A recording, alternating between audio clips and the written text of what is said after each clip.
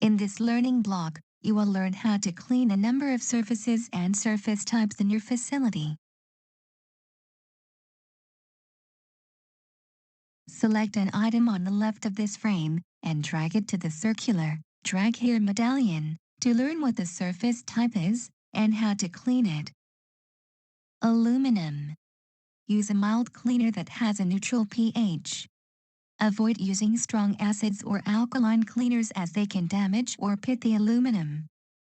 Tip: you can protect aluminum by applying a metal polish to it after cleaning.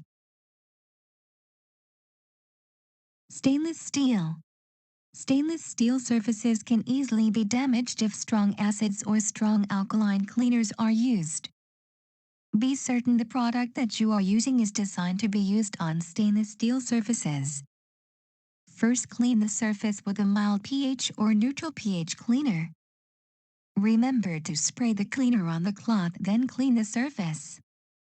Once cleaned, the stainless steel surface can be protected by applying a stainless steel polish. Tip: some stainless steel products combine a cleaner and polish in one.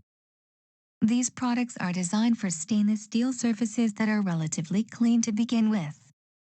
If the surface is soiled, always pre-clean the surface, then apply the polish. Drinking fountains. Most drinking fountains get a buildup of mineral deposits from the water supply. Apply mild to moderate acids to dissolve the deposits. Tip: acids can take a while to dissolve the deposits, so give the chemical time to do its job. Sometimes, the chemical needs to be applied more than once to completely dissolve the deposits.